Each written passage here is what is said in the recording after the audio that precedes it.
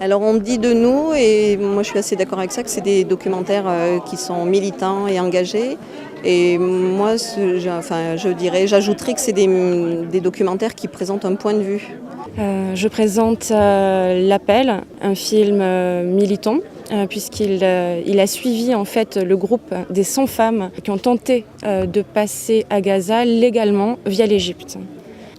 Alors donc je m'appelle Halima Rouali, je suis réalisatrice. J'ai fait un premier film il y a une dizaine d'années qui s'appelle On n'est pas des steaks hachés sur une grève de salariés de McDonald's à Strasbourg-Saint-Denis à Paris. Et puis ensuite j'ai fait Laissez-les avorter tranquilles. Et là je viens de finir il y a 6 mois un film plus personnel sur les femmes à travers mes sœurs et ma mère.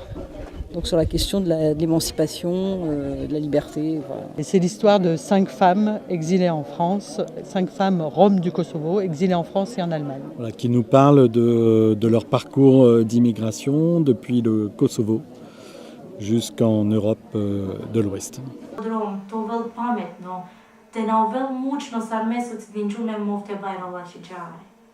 Krivim putem, nego da idu pravim putem.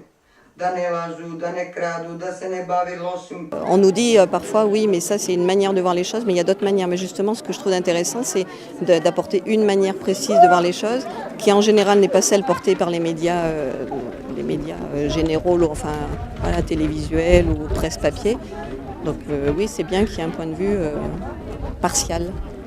Ce titre est intéressant dans les deux sens, c'est-à-dire qu'à la fois elle parle des femmes en disant mais laissez-les avorter tranquilles, c'est-à-dire qu'il faut leur donner les moyens d'avorter dans des bonnes conditions médicales et sociales et psychologiques. Et aussi elle parle des praticiens qui travaillent autour de ces questions, c'est-à-dire les médecins, les infirmières, infirmiers, les aides-soignants, tous les gens qui sont autour de cette question-là, les psychologues, tous ces gens qu'on voit dans le film. Elle dit laissez-les avorter tranquilles, c'est-à-dire qu'il faut absolument qu'on donne les moyens. Les hôpitaux qu'il faut, les centres d'IVG, c'est ça le titre, c'est ça qu'il veut dire quoi. Donc c'est un groupe qui se nomme les 100 femmes en fait contre le blocus de Gaza. Elles ont essayé de passer en Égypte et elles se sont fait débouter. C'est une mission qui a été sabotée en amont. En fait, il y a très peu de femmes qui ont pu rentrer en Égypte. Les femmes, on ne les entend pas en public, c'est pas elles qui prennent la parole, c'est les hommes.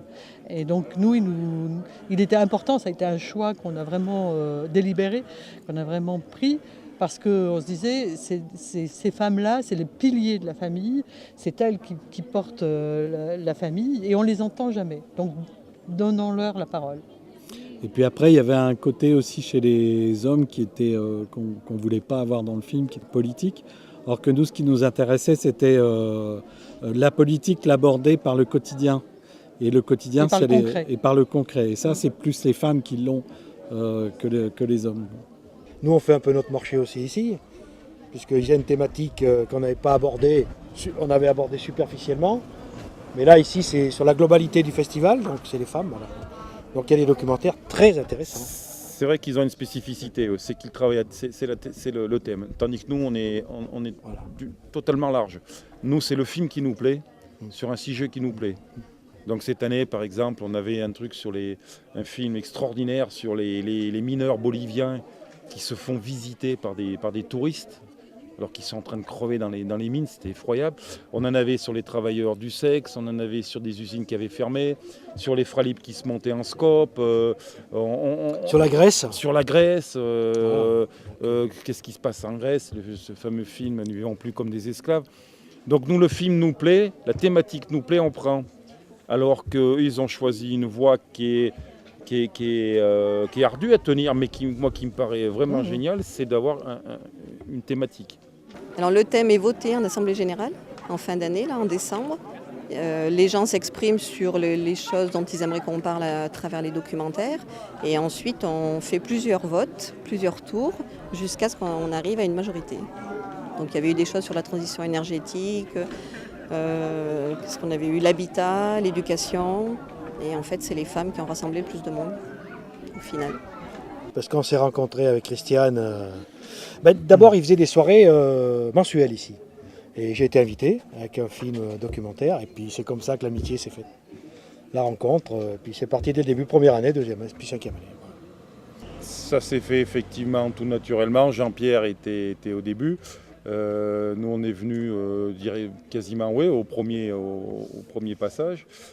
Et après, on s'est trouvé que l'ambiance faisant, ils venaient chez nous, on venait chez eux. Ils venaient au Festival du film engagé à Clermont, nous on venait ici, voilà. On s'est tout naturellement proposé comme bénévole et puis on fait une petite foire entre eux, ils viennent prendre des films à nous, on vient voir les leurs, on se donne des renseignements, voilà quoi. En fait, c'est François Bernard, donc mon co-réalisateur, qui était invité à Clermont, je crois, au Festival du film engagé. Et on lui a proposé de venir ici. Et donc c'était intéressant parce que la thématique là, elle est autour des femmes, je crois, pendant tout le week-end. Donc c'était intéressant de s'inscrire dans cette thématique. Puis moi, je trouve ça toujours bien de venir dans des lieux comme ça improbables où des gens se mobilisent autour des questions de société, quoi. L'avantage en fait des festivals politiques, c'est qu'on a souvent un public qui nous comprend, qui est à la recherche, donc en fait on s'alimente, les débats sont souvent intéressants et donc pour nous c'est du plaisir.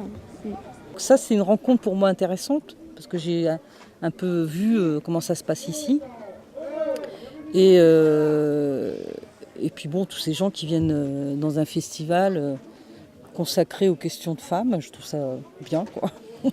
C'est la première fois qu'on vient à Taillac et c'est super. Hein.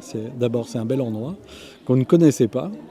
Et puis l'ambiance qu'il y a, non, c'est chouette, c'est intéressant. On voit plein de films aussi qu'on n'aurait pas l'occasion de voir non plus. Par exemple, les réalisateurs, c'est quelque chose qu'ils retiennent pratiquement tout le temps. La convivialité et puis l'étonnement d'avoir une programmation aussi fournie. Parce qu'on a quand même une vingtaine de documentaires dans un petit bled aussi paumé, quoi.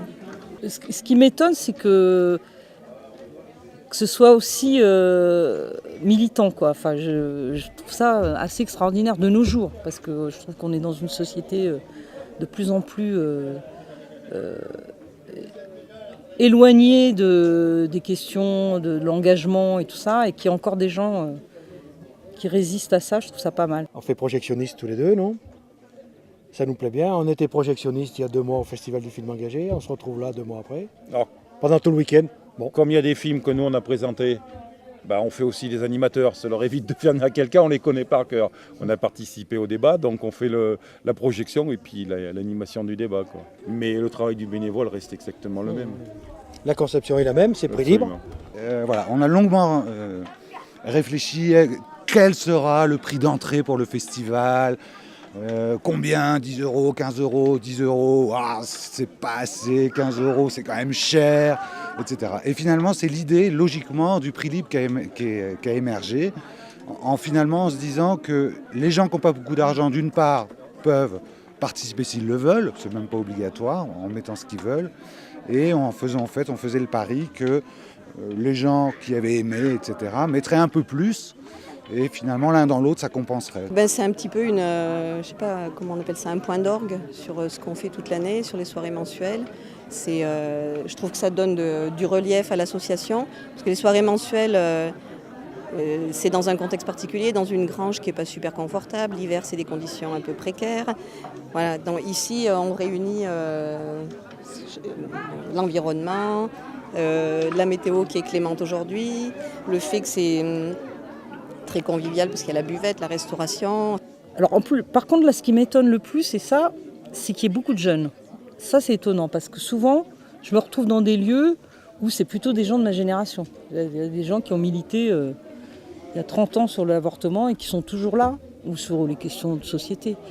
Et là, je vois qu'il y a quand même beaucoup de jeunes et ça, c'est plutôt pas mal, quoi. On se dit qu'il y a une résistance dans cette société. Et les gens font de plus en plus de films pour témoigner, pour montrer. Nous, on se définit comme des montreurs de réalité. Voilà.